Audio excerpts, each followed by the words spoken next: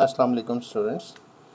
Instruction set architecture को हम discuss कर रहे थे, उसी के सेकंड पार्ट को हम डिस्कस करेंगे फर्दर आगे। आज हम देखेंगे कि विद इन द सीपीयू आप इंस्ट्रक्शंस को किस तरह से हैंडल करते हैं। With in the computer architecture आप किस तरह से डिफरेंट इंस्ट्रक्शंस को हैंडल करते हैं, टैकल करते हैं, और वो इंस्ट्रक्शंस किस तरह की होती हैं। उन इंस्ट्रक्शंस से मेमोरी कैसे लिंक होती है और मेमोरी से डाटा कैसे उठाया जाता है, वो सारी चीज़ें आज हम देखेंगे। तो सबसे पहले जब हम डाटा ट्रांसफ़र की बात करते हैं तो डाटा ट्रांसफ़र में जो मोस्ट इम्पॉर्टेंट इंस्ट्रक्शंस जो कंसिडर होती हैं इंस्ट्रक्शन सेट आर्किटेक्चर में, वो डाटा ट्रांसफ़र की ही इंस्ट्रक्शंस होती हैं, क्योंकि in any case you have to deal with transfer of data from register to main memory to register while performing some instructions. Either these are ALU instructions, these are control instructions. तो जितना भी जो भी processing हो रही होती है that is upon data, and you have to move data from one location to another location. और ये डाटा ट्रांसफ़र जो है इसमें सबसे ज़्यादा इम्पॉर्टेंट जो चीज़ है that is location of the source and destination operands.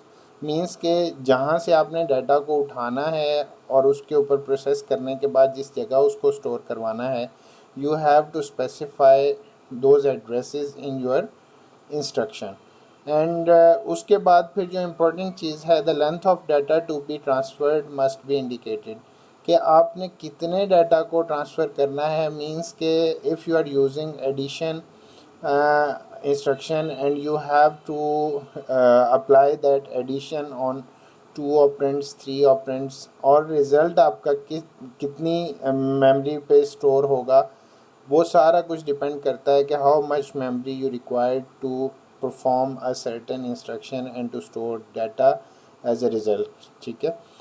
और लास्ट चीज़ है the mode of addressing for each operand must be specified. हर ऑपरेंड के लिए आपने उसको कितनी बिट्स में स्टोर करवाना है, किस तरीके से स्टोर करवाना है, साइंड नंबर्स को किस तरह से स्टोर करवाना है, अनसाइंड को किस तरह से स्टोर करवाना है, ये सारी चीज़ें आपको पहले से स्पेसिफाई करनी होती हैं when you are creating specific architecture. ठीक है। तो डाटा ट्रांसफ़र में ये सारी चीज़ें बहुत इंपॉर्टेंट हैं। अब डाटा ट्रांसफ़र ऑपरेशंस के लिए मुख्तलिफ़ एग्जांपल्स अगर हम देखें कि ये इंस्ट्रक्शंस किस तरह से होती हैं, तो ये टेबल आपको डिस्क्राइब कर रहा है। यहाँ पे देखें कि ऑपरेशन नियमनिक किस तरीके से आप उस ऑपरेशन को डिस्क्राइब करते हो, देन उसका नाम क्या है, कौन सा ऑपरेशन किसी ऑपरेशन नियमनिक के अगेंस्ट आप ऑपरेट करोगे, देन उस ऑपरेशन की लेंथ क्या होगी, नंबर ऑफ़ बिट्स कितनी ट्रांसफ़र होंगी अगर वो ऑपरेशन आप परफॉर्म करते हो तो, और उसके बाद फिर लास्ट कॉलम में आपको डिस्क्रिप्शन दी हुई है। तो इसमें एग्जांपल हम एक दो देख लेते हैं कि अगर आप एल ऑपरेशन परफॉर्म करते हो तो इसका मतलब है लोड, और ये 32 बिट्स को ट्रांसफ़र करता है फ्रॉम मेमोरी टू रजिस्टर। इसी तरह एल एच को अगर कंसीडर करें तो it means load half word, means के जो आपकी टोटल लेंथ है 32 बिट, उसका हाफ आपने ट्रांसफ़र करना है फ्रॉम मेमोरी टू रजिस्टर। उसके बाद हम देख लेते हैं G S T means store, storing how much bits, 32 bits you have to store transfer from register to memory. And similarly, if we take STE, it also means store short. It means कि 32 bits you have to transfer from floating point register to memory. ठीक है। तो जिस तरह का आप data carry करना चाहते हैं उस डाटा के लिए आप कॉरेस्पॉन्डिंगली नेमोनिक यूज़ करेंगे, और कॉरेस्पॉन्डिंगली उसी नेमोनिक के अगेंस्ट आपका स्पेसिफिक ऑपरेशन परफॉर्म होगा। और जैसा कि हमने डिसाइड किया कि हमें मेमोरी का भी पता होना चाहिए कि in fact how much data you have to transfer while you are using a certain instruction. ठीक है। तो ये टेबल आपको बताता है जो IBM ने डेवलप किया EAS 390 डाटा ट्रांसफ़र ऑपरेशंस के लिए। इसके बाद जो आपकी इंस्ट्रक्शंस होती हैं, इंस्ट्रक्शंस आपकी मुख्तलिफ इनपुट आउटपुट इंस्ट्रक्शंस होती हैं, अरिथमेटिक इंस्ट्रक्शंस होती हैं, कंट्रोल इंस्ट्रक्शंस होती हैं। तो ये जस्ट एक ओवरव्यू है। अगर आप अरिथमेटिक ऑपरेशंस की बात करें, ये हम बहुत डिटेल में इसको डिस्कस कर चुके हैं पहले भी, कि एडिशन, सब्ट्रैक्शन, मल्टीप्लिकेशन, डिवीजन, ये आपके डिफरेंट ऑपरेशंस हैं अरिथमेटिक जो परफॉर्म होते हैं। उसके अलावा ये ऑपरेशंस आप साइन इंटीजर्स पे करते हो, फिक्स्ड पॉइंट नंबर्स पे करते हो। Often they are also provided for floating point and packed decimal numbers. Other problem operations include a variety of single operand instructions including absolute, negate, increment, decrement। तो ये वो सारे ऑपरेशंस हैं जो arithmetic operations हैं, और सिंगल ऑपरेंड्स पे भी और मल्टीपल ऑपरेंड्स पे भी आप ये अप्लाई कर सकते हैं। अगर लॉजिकल ऑपरेशंस की बात करें तो बेसिक लॉजिकल ऑपरेशंस हमने बुलियन लॉजिक में भी पढ़ा था। उसमें हमने देखा था कि जी मुख्तलिफ गेट्स हैं, मुख्तलिफ ऑपरेशंस हैं, एंड और नॉट, और फिर उनसे मिल के आगे नैंड और एक्सक्लूसिव और, तो उन सब को हमने डिटेल में देखा। तो ये भी एक यूँ कह लें आपके while you are talking about instruction set architecture, you must know that your processor can process all these instructions, logical instructions.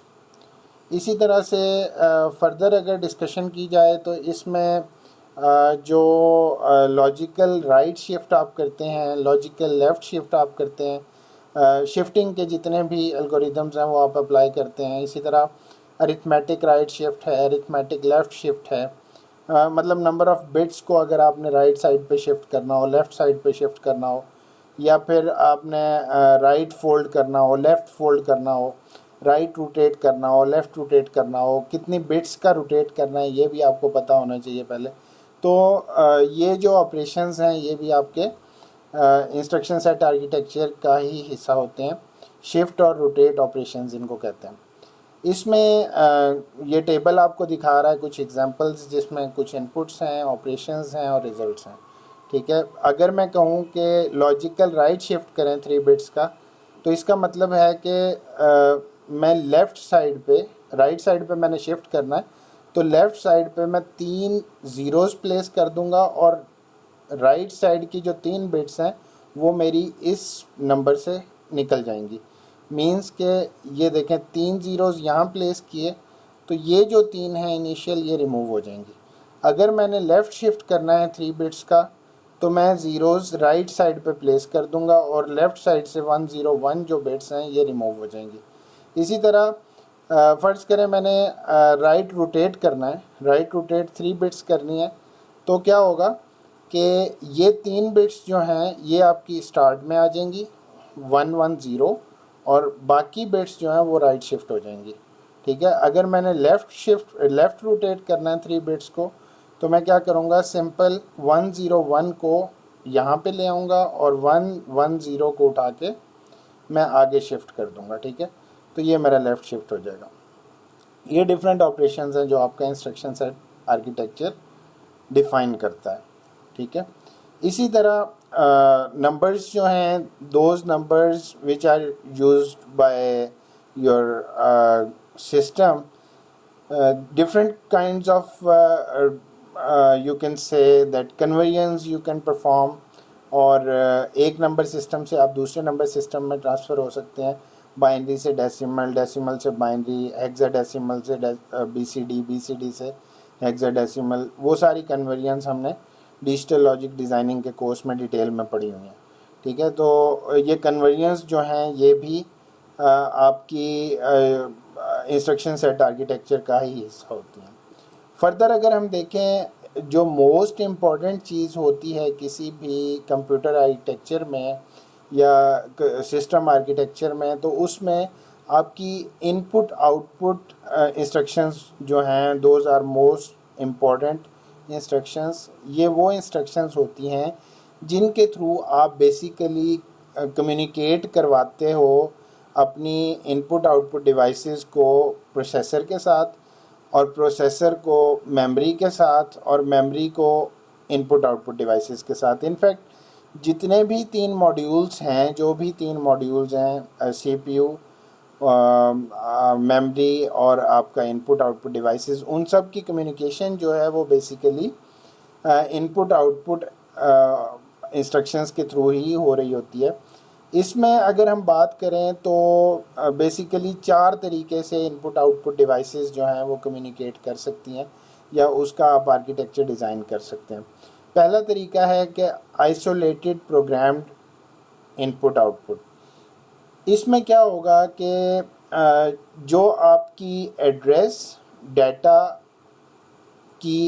और डाटा की जो बसेस हैं वो बसेस आपकी सेम होंगी, लेकिन कंट्रोल सिग्नल्स की जो बसेस हैं वो आपकी डिफरेंट होंगी इनपुट आउटपुट के लिए। Means you are using same buses for data and addressing, but you are using different buses for control signals of IO input output devices. इसके कॉन्ट्रेरीली अगर मेमोरी मैप्ड IO जो second method है, इसका क्या मतलब है? इसका मतलब है कि आप कोई भी काम इनपुट आउटपुट का करवा रहे हो उसके लिए आप सेम बसेस यूज़ कर रहे हो, डाटा ट्रांसफ़र के लिए भी सेम बसेस यूज़ कर रहे हो, एड्रेसिंग के लिए भी और कंट्रोल सिग्नल्स के लिए भी सेम बसेस आप यूज़ कर रहे हो। अब जब आप सेम बसेस यूज़ कर रहे हो तो आपको पता कैसे चले कि you have to distinguish among data buses from memory to processor और इनपुट आउटपुट टू मेमोरी और इनपुट आउटपुट टू प्रोसेसर, ये कैसे पता चलेगा?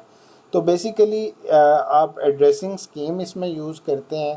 फ़र्ज़ करें आपके पास 200 एड्रेसेस हैं, फर्स्ट 100 को आप असाइन कर देते हो डाटा के लिए, नेक्स्ट 50 को आप असाइन कर देते हो मेमोरी के एड्रेसिंग के लिए, और उसके बाद जो 50 बचती हैं आप उनको असाइन कर देते हो सिंपल कंट्रोल सिग्नल्स के लिए। तो इस तरीके से आप एड्रेसिंग इस तरह से करते हैं कि आप सारा काम करवा रहे हैं मेमोरी मैप्ड IO के थ्रू। मींस के इनपुट आउटपुट मेमोरी और प्रोसेसर सेम बसेस यूज़ कर रहे हैं, लेकिन हर एक के लिए आपने डिफ़ाइन कर दिया कि किन एड्रेसेस पे किस तरह की कम्युनिकेशन होगी। तो ये ज़रा एफिशिएंट वे है, ठीक है। इसके बाद फिर एक ज़्यादा बेहतर तरीका है इनपुट आउटपुट की कम्युनिकेशन का आपके मेमोरी के साथ। इसको कहते हैं डायरेक्ट मेमोरी एक्सेस या DMA। DMA का मतलब है कि instead of routing from CPU, your input output devices can directly access your memory. इससे क्या होगा कि पहले इंस्ट्रक्शन अगर CPU में जा रही थी और CPU से मेमोरी में आ रही थी तो इसको 2 साइकिल्स रिक्वायर्ड थे, लेकिन अगर उस CPU के बजाय वो डायरेक्ट मेमोरी को एक्सेस कर ले तो वो डायरेक्टली एक्सेस कर रही है तो एक साइकिल उसका रिड्यूस हो जाएगा, ठीक है। तो ये बेहतरी है और ज़्यादा फास्टर काम होगा। इस काम के लिए आप क्या यूज़ करते हो? Direct memory access. और डायरेक्ट मेमोरी एक्सेस होता है डायरेक्ट मेमोरी एक्सेस कंट्रोलर के थ्रू, ठीक है। या फिर आप दरमियान में ये फोर्थ जो मेथड है इसको यूज़ करते हो कि आप एक IO प्रोसेसर यूज़ कर लेते हो जो कि आपका DMA के तौर पे पेरिफेरल डिवाइसेस और मेमोरी के दरमियान कनेक्ट हो जाता है। तो ये आपको डायरेक्टली मेमोरी से भी लिंक कर देता है और डायरेक्टली CPU से भी लिंक कर देता है। तो एक लिंक ऐसा होता है कि आपने अगर मेमोरी से कनेक्ट होना तो उसी लिंक को यूज़ करोगे, अगर CPU से कनेक्ट होना तो भी उसी लिंक को। तो in fact there are 2 methods of direct memory access. First one is through DMA controller and second one is by using IO processor, ठीक है। तो इनपुट आउटपुट की जो इंस्ट्रक्शंस हैं वो कुछ इस तरह की होती हैं जो हमने पढ़ ली। इसके बाद फिर next thing is system control instructions. ऐसी इंस्ट्रक्शंस जो सिस्टम के कंट्रोल के लिए आप यूज़ करते हो उन इंस्ट्रक्शंस को आप कहते हैं सिस्टम कंट्रोल इंस्ट्रक्शंस। अब ये इंस्ट्रक्शंस होती क्यों हैं ये हम डिटेल में देखेंगे। Typically these instructions are reserve for the use of operating system. Mean के ये इंस्ट्रक्शंस सिर्फ ऑपरेटिंग सिस्टम यूज़ करता है। Examples of system control operations includes a system control instruction में रीड और अल्टर अ कंट्रोल रजिस्टर, ठीक है। Control register के अंदर जो भी पड़ा होता है कंट्रोल इंस्ट्रक्शन सिस्टम को एक्सेस देती है और ऑथराइज़ करती है कि वो इसमें चेंजेस कर सके। Second one is an instruction to read और मॉडिफाई अ स्टोरेज प्रोटेक्शन की। स्टोरेज की प्रोटेक्शन के लिए सर्टेन कीज़ होती हैं, उन कीज़ की मैनेजमेंट के लिए भी आप कंट्रोल इंस्ट्रक्शंस को ही यूज़ करते हो। उसके बाद third one is access to process control blocks in a multi programming system. ठीक है, डिफरेंट कंट्रोल ब्लॉक्स जो हैं उनको मैनेज करने के लिए और एक्सेस करने के लिए भी आप कंट्रोल सिस्टम इंस्ट्रक्शंस को ही यूज़ करते हो। अब ट्रांसफ़र ऑफ कंट्रोल बेसिकली काम होता है कंट्रोल इंस्ट्रक्शंस का या सिस्टम कंट्रोल इंस्ट्रक्शंस का। वो हमें रिक्वायर्ड क्यों होता है, पहले तो ये पता होना चाहिए। देखें, आपके पास 5 इंस्ट्रक्शंस हैं, आप 5 की 5 इंस्ट्रक्शंस को रन नहीं करना चाहते, आप किसी इंस्ट्रक्शन को स्किप करना चाहते हैं, तो you can skip by using these instructions, पहला काम। दूसरा काम ये है कि आप सर्टेन कंडीशंस पे जंप करना चाहते हैं। मींस कि आप कहते हैं कि मैंने अगर 5 इंस्ट्रक्शंस हैं तो पहली रन करूं, दूसरी रन करूं, उसके बाद डायरेक्टली 5वीं रन करूं और दोबारा से फिर तीसरी पे आऊं। तो इस तरीके से अगर आप इस कंट्रोल को अपने हाथ में लेना चाहते हैं, अपनी मर्ज़ी से प्रायोरिटाइज़ करना चाहते हैं इंस्ट्रक्शन एग्जीक्यूशन को, तो उसके लिए आपको कंट्रोल इंस्ट्रक्शंस यूज़ करनी पड़ती हैं। जो मोस्ट कॉमन कंट्रोल इंस्ट्रक्शंस हैं उनमें ब्रांच है, जिसकी 2 टाइप्स होती हैं, कंडीशनल और अनकंडीशनल।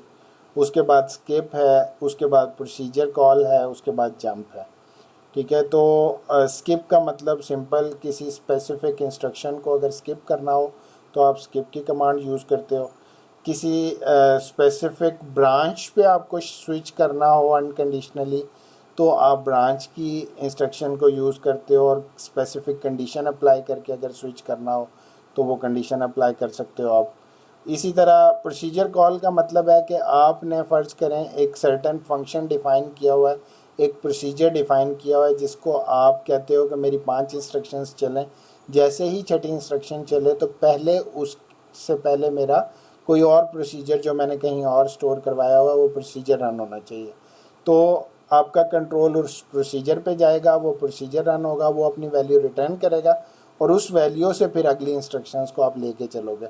ये बिल्कुल ऐसे ही है जैसे प्रोग्रामिंग में आप कोई फंक्शन डिफ़ाइन करते हो, तो फंक्शन मेन प्रोग्राम से हट के होता है थोड़ा सा। ठीक है, तो जब आप उस फंक्शन को कॉल करना चाहो आप उसको कॉल कर सकते हो, वो अपना काम करता है, वैल्यू रिटर्न करता है और अपनी जगह पे वापस चला जाता है। इसी तरह जंप की है कि अगर आपने किसी एक स्पेसिफिक एड्रेस पे जंप करना है तो you can jump to that address by using jump command. ये डिटेल्स गिवन है। स्किप इंस्ट्रक्शन का मतलब है इंक्लूड्स एंड एम्प्लॉयड एड्रेसेस। किसी स्पेसिफिक एड्रेस को आपने शिफ्ट करना है, स्विच करना है, स्किप करना है, तो आप इजीली कर सकते हैं। वो सारी चीज़ें मैं आपको पहले बता चुका हूँ। इसी तरह प्रोसीजर कॉल्स का बता चुका हूँ कि प्रोसीजर कॉल का मतलब है कि आपने कोई एक सर्टेन प्रोसीजर डिफ़ाइन किया हुआ है जिसकी आपको आउटपुट रिक्वायर्ड है। वो मेन प्रोग्राम का हिस्सा नहीं है, लेकिन आप उसे मेन प्रोग्राम को हाल्ट करके अगर आप उसको इनवर्ड्स इनवाइट करते हो तो वो प्रोसीजर पहले रन हो जाएगा और कंट्रोल उस प्रोसीजर पे चला जाएगा। जैसे ही वो रन होगा वापस कंट्रोल मेन प्रोग्राम पे आएगा और बाकी प्रोग्राम की इंस्ट्रक्शंस रन हो जाएंगी। ठीक है, उसके बाद ये एक एग्जांपल है, जैसे कि आपका मेन प्रोग्राम ये रन कर रहा है, आपने कॉल कर लिया प्रोसीजर 1 को। ठीक है, प्रोसीजर कॉल आपने दे दी, तो वो कंट्रोल जो है वो प्रोसीजर कॉल 1 पे चला जाएगा। इसमें अगर फ़र्ज़ करें 2 दफ़ा प्रोसीजर कॉल 2 को बुलाया हुआ है, एक दफ़ा यहाँ पे एक दफ़ा यहाँ पे, तो ये कंट्रोल इसके पास चला जाएगा। यहाँ से कंट्रोल वापस आएगा, रिटर्न लेगा वैल्यू, और इसको रन करने के बाद फिर दोबारा से वैल्यू मेन प्रोग्राम में आ जाएगी। तो ये बेसिकली थ्रेड बन रहा है जिसमें आपका मेन प्रोग्राम डिपेंडेंट है इस प्रोग्राम पे और ये प्रोग्राम डिपेंडेंट है प्रोसेस 2 पे। तो यहाँ से ये प्रोसीजर 2 रन होगा, ये अपनी वैल्यू रिटर्न करेगा इसको, जैसे ही वैल्यू यहाँ पे रिटर्न होगी ये वैल्यू रिटर्न होगी मेन प्रोग्राम को और बाकी प्रोग्राम रन होना शुरू हो जाएगा। नेक्स्ट अगर हम बात करें इंस्ट्रक्शन सेट आर्किटेक्चर की, तो 2 तरह के इंस्ट्रक्शन सेट आर्किटेक्चर हैं। एक मोबाइल कम्युनिकेशन के लिए, मोबाइल सिस्टम्स के लिए, और एक आपके कंप्यूटर सिस्टम्स के लिए जो कॉमनली यूज्ड हैं। First one is x86 and second one is ARM। इन दोनों को हम देखते हैं कि इन दोनों में किस टाइप के ऑपरेशंस ये परफॉर्म करते हैं। x86 जो है ये इंटेल का बनाया हुआ प्रोसेसर है जो कि आपकी स्पेसिफिक इंस्ट्रक्शंस को रन करता है। पेंटियम सीरीज़ से लेके अब तक जितने भी कंप्यूटर्स आपके आए हैं उन सब में x86 की सपोर्ट मौजूद है, ठीक है। तो इसका मतलब है कि अगर x86 की का इंस्ट्रक्शन आर्किटेक्चर कोई मशीन अंडरस्टैंड करती है तो उसके ऊपर x86 इंस्ट्रक्शन आर्किटेक्चर रन हो सकता है।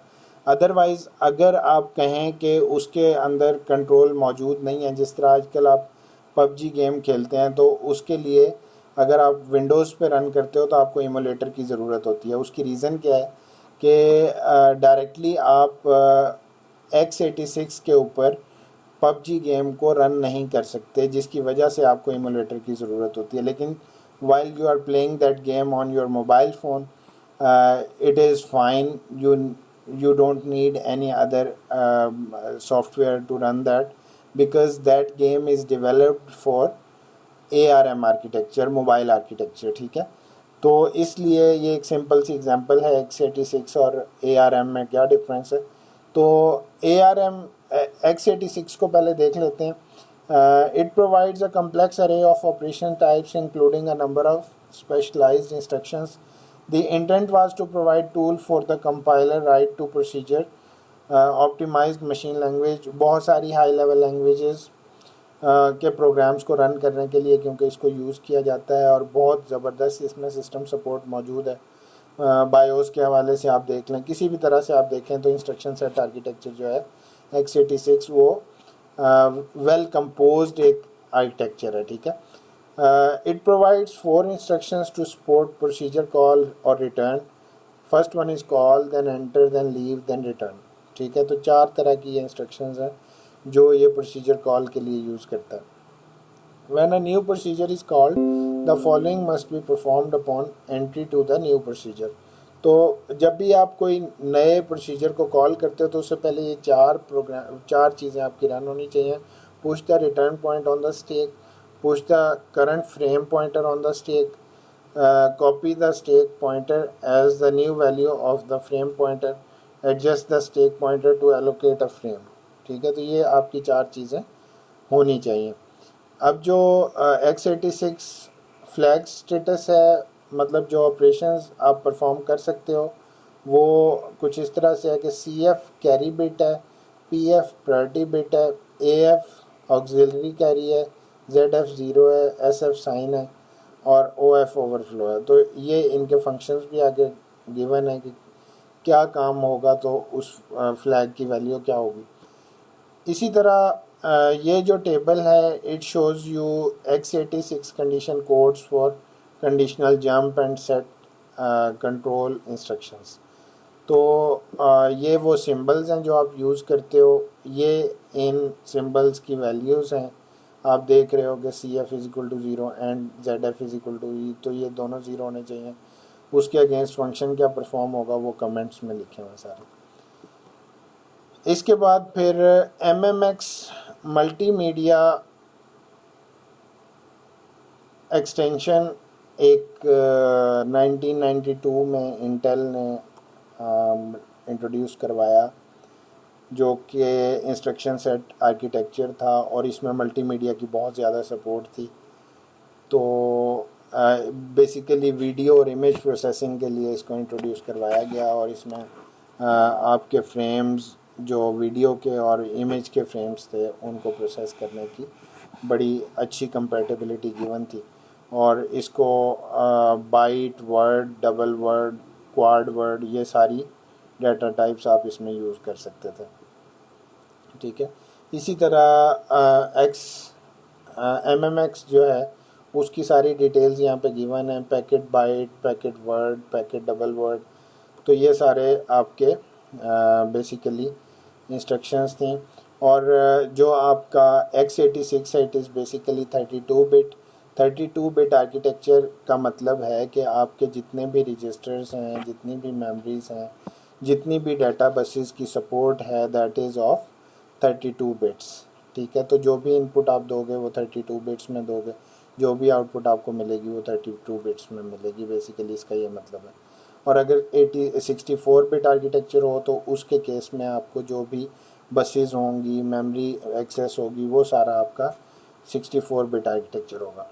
ठीक है, तो ये सिंपल MMX को शो करवाया हुआ है। While you are processing an image red, green, blue, alpha, तो ये इनको आप फर्दर किस तरीके से प्रोसेस करते हो, ये सारा वो डिटेल में कि यहाँ पे आप मल्टीप्लेक्स करवा रहे हो। सिम डी जो हमने इंस्ट्रक्शंस पढ़ी थी, सिंगल इनपुट मल्टीपल डाटा पे, तो ये देखें, ये पैरेलल प्रोसेसिंग में एक ही काम हो रहा है जितना भी डाटा आपके पास मौजूद है। पहले फ्रेम्स हैं, फ्रेम्स से आप उसको डाटा में कन्वर्ट कर रहे हो, डाटा से उसको उसके ऊपर ऑपरेशंस अप्लाई कर रहे हो, उसके बाद उसको स्टोर करवा रहे हो। MMX के डिफरेंट कोड्स आपको गिवन हैं और किस तरह से ये ऑपरेशन करता है वो भी सारा गिवन है यहाँ पे। तो ये सिंपल एक एग्जांपल है उसकी MMX की। अच्छा जी, next architecture is advanced RISC machine, it also called ARM operation types.